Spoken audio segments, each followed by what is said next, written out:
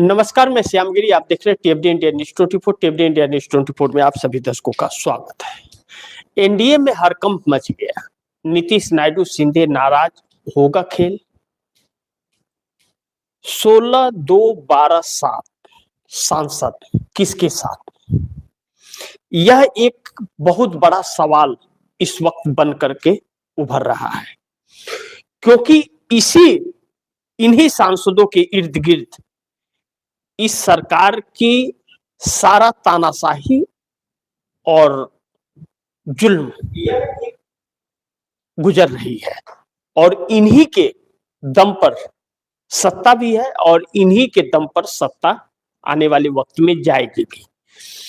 इसलिए इस पर चर्चा बहुत गंभीर है, और इस वक्त जो हड़कंप सी परिस्थिति है और पीएमओ के अंदर जो बैठक हो रहे हैं भारतीय जनता पार्टी के, इन्हीं सब बातों पर विचार विमर्श चल रहा है। क्योंकि नाराजगी भी इतनी बढ़ रही है गठबंधन के अंदर कि उन कमियों को दूर कर पाना मोदी के बस का बात नहीं है, क्योंकि मोदी ने कभी इन कमियों को समझने का प्रयास ही नहीं किया एनडीए गठबंधन के अंदर। अब हम महाराष्ट्र से अगर चर्चा करें एकनाथ शिंदे की, तो पिछले दिनों जिस तरह से एकनाथ शिंदे ने बंद कमरे में राज ठाकरे के साथ चर्चा की, बात की बैठ करके, यह भारतीय जनता पार्टी के लिए एक शॉकिंग न्यूज था। क्यों कि एकनाथ शिंदे ने इंडिया गठबंधन के किसी घटक दल के साथ कभी भी बातचीत नहीं की, बैठक नहीं की और उसके पक्ष में नहीं रहे। लेकिन अचानक से उद्धव ठाकरे के भाई राज ठाकरे के साथ बंद कमरे में बात होती है, ऐसे वक्त पर जब राज ठाकरे अपने भाई उद्धव ठाकरे के साथ मिल चुके हैं, यानी कि उद्धव ठाकरे शिवसेना के साथ हैं। ऐसे में अगर एकनाथ शिंदे की बात और बैठक होती है तो सवाल गंभीर है और चर्चा भी होनी चाहिए। फिर इन बातों को लेकर के भारतीय जनता पार्टी के अंदर एक हलचल सी परिस्थिति महाराष्ट्र के अंदर बन गई। लेकिन वहीं फिर सुनीत्रा पवार के बेटे जाकर के शरद पवार से मिले, और उसी बीच शरद पवार की तबीयत खराब होती है और सुनीत्रा पवार चली जाती है शरद पवार से मिलने, हालचाल लेने, और फिर 26 तारीख को बैठक होने वाली है। ऐसे में सुनीत्रा पवार जब डिप्टी सीएम का शपथ ले रही थी तो शरद पवार नहीं आई, न तो सुप्रिया सुले आई उनकी बेटी, लेकिन सुनीत्रा पवार गई। तो शरद पवार नहीं आए और सुप्रिया सुले नहीं आई, इसका कारण रहा कि अजीत पवार ने एनसीपी एक करने का सपना देखा था और उसके ऐलान और शामिल होने का तारीख तय हो चुका था, और सुनीत्रा पवार डिप्टी सीएम 13वीं से पहले ही ले ली, इसलिए नाराजगी बढ़ी। लेकिन अब वही एनसीपी एकजुट होने के घर वापसी के लिए तैयार है। ऐसे में भारतीय जनता पार्टी के लिए दिक्कत महाराष्ट्र में हो रही है, क्योंकि अगर एकनाथ शिंदे वापसी के तरफ कदम बढ़ा चुके हैं तो 97 एमएलए और 8 सांसद भारतीय जनता पार्टी से दूर हो जाएंगे, जिसमें सबसे पहले महाराष्ट्र की सरकार गिरने की कगार पर है। यानी कि यह बताया जा रहा है अब कि सुनीत्रा पवार और एकनाथ शिंदे नाराज हैं। अब दूसरी तरफ नीतीश बिहार के अंदर जब से 42 विधायकों को हाईकोर्ट का नोटिस आया है, भारतीय जनता पार्टी के हैं, और उसमें स्पीकर प्रेम कुमार जो हैं भारतीय जनता पार्टी की, जो विधानसभा के स्पीकर हैं, उन्हें भी नोटिस आया है। उनके भी चुनावी जीत में बहुत सारे सवाल उठ खड़े हुए हैं, और साथ 42 विधायक, और यानी कि एक झटके में भारतीय जनता पार्टी के 42 विधायकों की सदस्यता रद्द हो जाएगी। तो अगर यह काम होता है जिस तरह से नोटिस आया है, सुनवाई चल रही है, तो फिर नीतीश कुमार की सरकार संकट में आकर के खड़ी हो जाएगी। दूसरी चीज कि इन पर अगर सहजता जाएगी तो Nitish Kumar single largest party बन जाएंगे बिहार के अंदर। अब ऐसे में भारतीय जनता पार्टी के लिए चिंता हो गया। लेकिन दूसरी तरफ जीतन राम मांझी खासे नाराज चल रहे हैं और उपेंद्र कुशवाहा भी नाराज है, साथ साथ चिराग पासवान राज्यसभा के टिकट को लेकर के।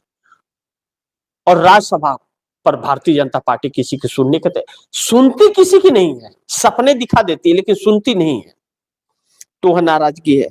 लेकिन उस पर एक बार पर्दा डालते हैं, हम नीतीश की बात कर लेते हैं। अब नीतीश कुमार के साथ आईपी गुप्ता की नजदीकी बहुत ज्यादा बढ़ रही है। आईपी गुप्ता महागठबंधन के हैं और महागठबंधन में कांग्रेस अब आरजेडी से, लालू प्रसाद यादव की पार्टी से दूरी बना रही है। तो ऐसे में तेजस्वी यादव के लिए एक नई मुसीबत खड़ी हो सकती है। अब नीतीश कुमार अगर पाला बदलते हैं तो नीतीश कुमार को सपोर्ट करने के लिए सब एक हो जाएंगे। कांग्रेस पहले ही बोल चुकी है हम सपोर्ट के लिए तैयार हैं। आरजेडी के पास इसके अलावा कोई रास्ता नहीं है, इसके लिए आरजेडी पर शिकंजे कसे जा रहे हैं। एक और मनी लॉन्ड्रिंग का केस पीएमएलए कोर्ट में उनके खिलाफ दाखिल हो गया और अभी लैंड फॉर जॉब मामले में पूरा परिवार सिमटा हुआ है। ऐसे में नीतीश कुमार भारतीय जनता पार्टी के साथ रहेंगे नहीं रहेंगे, इस पर बहुत निर्भर करता है। लेकिन नीतीश कुमार के जो कदम है वह कदम भारतीय जनता पार्टी से अलग रास्ते बनाते हुए नजर आ रहे हैं, जिसको लेकर भारतीय जनता पार्टी बहुत परेशान है। और नीतीश कुमार विपक्ष के साथ एक कंफर्टेबल सरकार दे सकते हैं। वह नहीं चाहते कि जो 5 साल का कार्यकाल उनको 2025 में मिला है उसके बीच में कोई अड़ंगा आए, यानी कि व्यवधान आए। ऐसे में भारतीय जनता पार्टी अभी भी नीतीश कुमार को एग्जिट का प्लान बनाती हुई नजर आ रही है, जो नीतीश कुमार को सीएम की कुर्सी से हटा दिया जाए। और नीतीश हटने को तैयार नहीं है और भारतीय जनता पार्टी उन्हें रखने को तैयार नहीं है। ऐसे में आने वाले वक्त में टकराव बढ़ेगा। दूसरी तरफ नीतीश कुमार और भी बड़े प्लान की तैयारी में चल रहे हैं जो भारतीय जनता पार्टी को चौंका रहे हैं, क्योंकि नीतीश कुमार अब मोदी सरकार को लेकर के कुछ ज्यादा ही चुप्पी मारे हुए हैं।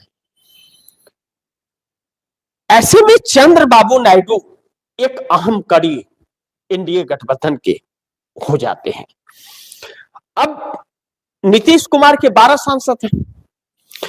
अब ऐसे में चंद्रबाबू नायडू अगर नाराज हो गए तो बिल गेट्स के स्वागत के बाद चंद्रबाबू नायडू की नाराजगी कुछ ज्यादा ही बढ़ गई है। और जब चंद्रबाबू नायडू की नाराजगी बढ़ गई है तो चंद्रबाबू नायडू ने एक बार फिर चुप्पी मार दी है।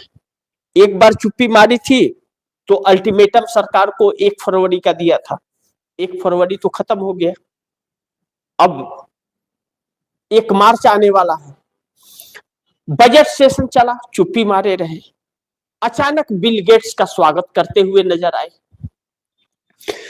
तो जो अल्टीमेटम चंद्रबाबू नायडू ने दिया था उस अल्टीमेटम पर भारतीय जनता पार्टी ने रिएक्ट नहीं किया और चंद्रबाबू नायडू की मांगों पर ध्यान भी नहीं दिया और कुछ दिया भी नहीं बजट में। अब 9 मार्च से 13 फरवरी जो बजट सेशन चलेगा वह उन बजट पर चर्चा होगा और विस्तार से उसको पेश किया जाएगा। लेकिन आंध्रा को कुछ मिला नहीं है बजट में। अब कहीं कुछ स्पेशल पैकेज निकल जाएगा तो मैं नहीं जानता, वह निर्मला सीतारमण के ऊपर है कि क्या बयान देती है पार्लियामेंट में, वह भी पता चल जाएगा। लेकिन इस बीच इंडिया गठबंधन कहीं ना कहीं एक कड़ी मेहनत और चुनौती देता हुआ नजर आ रहा है भारतीय जनता पार्टी को।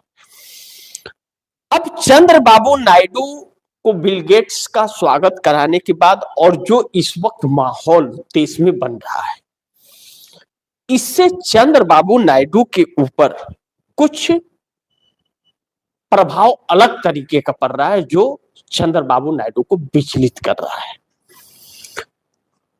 ऐसे में क्या यह माने कि एनडीए टूटने को मजबूर हो गया, या नीतीश नायडू शिंदे पर फैसला छोड़ दें इसका, कि वह फैसला करेंगे कि एनडीए गठबंधन टूटेगा या नहीं टूटेगा, या मजबूर हो गया है टूटने के लिए या नहीं। लेकिन 18, 12 और 7 सांसद पलटेंगे या नहीं पलटेंगे, यह 9 मार्च को पता चलेगा। लेकिन बिहार में 42 एमएलए को नोटिस के बाद राजनीति गर्मा गई है और भारतीय जनता पार्टी के ऊपर सवाल खड़े होने लगे हैं, जिसको लेकर के नीतीश कुमार की नाराजगी अब बहुत ज्यादा बढ़ गई है। और इन 42 पर आरोप जो है, वह आरोप सूचना चुनाव आयोग से छिपाने का, काउंटिंग में हेराफेरी, गलत तरीके से जीत, प्रशासन का हस्तक्षेप, इन सब तरह के अन्य हो सकते हैं। बाकी फैसला हाईकोर्ट को करना है, पटना हाईकोर्ट को। क्या फैसला आएगा वह न्यायपालिका का बात है, जब आएगा तो उस पर चर्चा करेंगे। लेकिन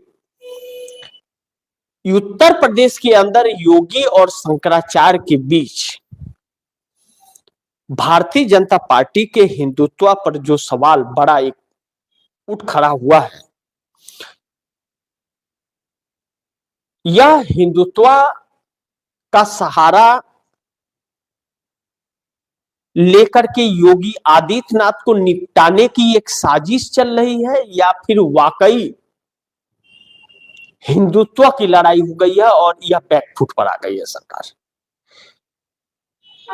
परिस्थितियां चाहे जो भी हो, भारतीय जनता पार्टी के हिंदुत्व पर सवाल उठते रहे, उठ रहा है, आगे भी उठेंगे, इसमें कोई शक नहीं है। लेकिन शंकराचार्य को कहीं ना कहीं मोहरा बना करके उत्तर प्रदेश की योगी सरकार और केंद्र की मोदी सरकार खेल रही है खिलौने की तरह, और इसे एक हथियार के तौर पर योगी आदित्यनाथ को निपटाने की एक बड़ी सोची समझी रणनीति के तहत यह सारे मुद्दे चल रहे हैं, यह बात कही जा रही है और यह एक चर्चा का विषय हो गया है।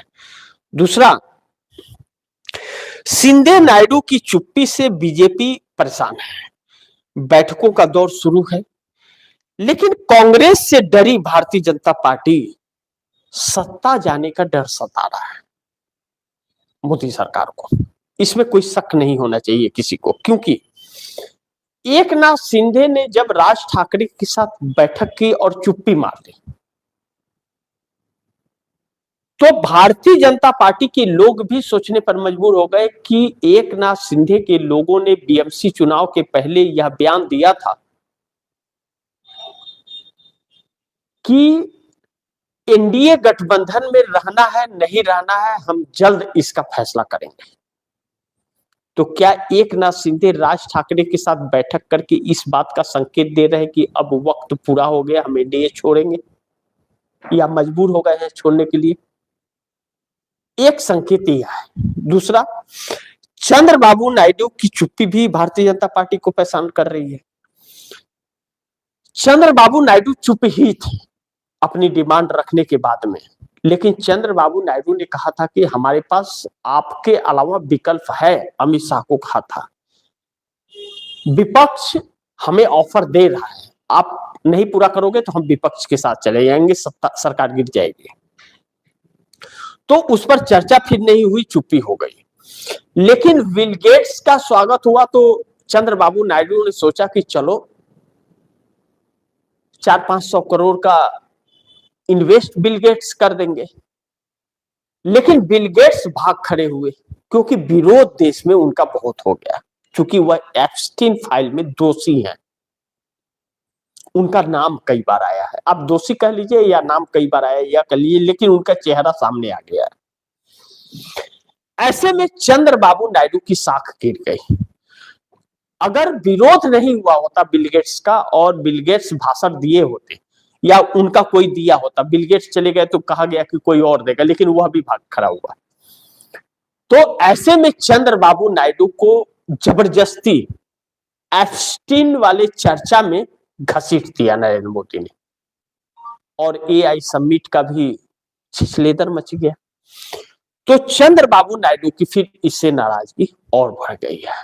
अब या तो साथ रहेंगे तो चंद्रबाबू नायडू पर चर्चा इस पर होती रहेगी कि यह भी मोदी के साथ इस में शामिल है, या फिर चंद्रबाबू नायडू को इस दाग से अपने आप को बचाने के लिए मोदी का साथ छोड़ना मजबूरी हो जाएगा। क्योंकि इसीलिए मैंने कहा कि एनडीए टूटने को मजबूर नीतीश नायडू शिंदे पर फैसला है, और यह जो 37 सांसद हैं 18-12 साथ, ये पलटेंगे नहीं पलटेंगे, यह फैसला इन्हीं लोगों को करना है। लेकिन एनडीए गठबंधन के अंदर एक हरकम सा मचा हुआ है कि कब क्या होगा, भाजपा को यह सत्ता का डर सता रहा है। और नीतीश नायडू शिंदे की नाराजगी है तो चर्चा इस बात की भी है कि कोई खेल भी होगा क्या, यह देखना बड़ी महत्वपूर्ण होगा। तो बाकी आप दर्शकों की क्या राय है, क्या सुझाव है, कमेंट बॉक्स में जरूर दीजिएगा। इस खबर को ज्यादा से ज्यादा शेयर कीजिएगा, अपने दोस्तों को भी कहिएगा आगे शेयर करें। और आपने अगर टीएफटी इंडिया न्यूज़ 24 को सब्सक्राइब नहीं किया, सब्सक्राइब कर लीजिए, अपने दोस्तों को भी कहिएगा सब्सक्राइब करें। मिलते हैं अगली खबर के साथ, तब तक के लिए नमस्कार।